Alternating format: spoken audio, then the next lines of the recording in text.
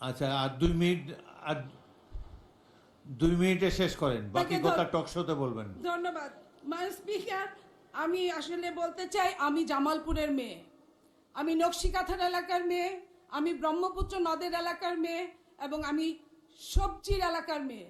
অথচ আপনি জানেন মাননীয় স্পিকার, আমাদের যখন মৌসুম আসে তখন সবজি উৎপাদন যেটা যা হয় সেটা রক্ষণাবেক্ষণ করতে পারি না। আপনার মাধ্যমে আমি চাই আজকের অর্থমন্ত্রী উনি যেন হিমাগার তৈরির ব্যবস্থা করেন আমাদের এলাকায়, যেটা সারা বাংলাদেশে পরবর্তীতে কাজে লাগবে। মাননীয় স্পিকার, আমি আর একটু কথা বলতে চাই, সেটা হচ্ছে গত মহান জাতীয় সংসদে আপনার একজন মুক্তিযোদ্ধা নিয়ে কিছু কথা বলেছিল, আমি সেই কথা বলতে চাই।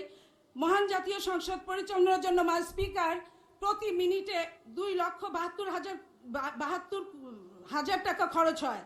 এখানে বিরোধী দল আলোচনা করে পর্দা, বালিশ, মেশিন, মাইক্রোওয়েভ এইসব আলোচনা করে, এবং আরও আলোচনা করে কার বাবা দাদা মুক্তিযুদ্ধে শহীদ হয়েছে। আমি আপনার মাধ্যমে বলতে চাই মাননীয় স্পিকার, যিনি সংসদ সদস্য বলেছেন উনার বাবা মুক্তিযুদ্ধে শহীদ হয়েছেন, অথচ উনার জন্ম হয়েছে 1981 সালে, 10 বছর পরে জন্ম হয়েছে। আমি আপনার মাধ্যমে জানতে চাই, মায়ের গর্ভে থাকা ভ্রূণ কি 10 বছর কারো পেটে থাকে? মাননীয় স্পিকার, আমি শুধু এই কথাটা বলতে চাই, মুক্তিযুদ্ধই যে হতে হবে সংসদ সদস্য হওয়ার জন্য এটা কোনো কথা না। সংসদ সদস্য হওয়ার জন্য জনগণের জন্য কাজ করলেই হয়।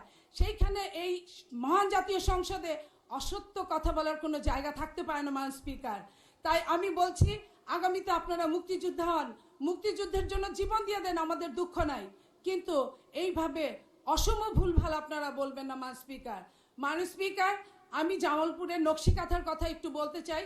সেটা হচ্ছে জামালপুরের নকশিকাঁথা সমগ্র বিশ্বে পরিচিত, এবং সেই নকশিকাঁথা যাতে আগামীতে আরো ভালোভাবে কাজ করতে পারে সেই জন্য। ধন্যবাদ মাননীয় সদস্য। বিরোধী দলের যে সদস্যের কথা বলেছেন যে উনি জন্ম হয়েছে অনেক পরে, তিনি নিজেই তার ভুল সংশোধন করেছেন। তার পিতা এখনও জীবিত আছেন এবং তিনি জানিয়েছেন যে এটা ভুলক্রমে তিনি কথাটি বলেছেন। আরও একজন সদস্য এই সম্বন্ধে বক্তব্য রেখেছেন। ভুলক্রমে ভুল হতেই পারে, এটি ইচ্ছাকৃত ভুল নয়।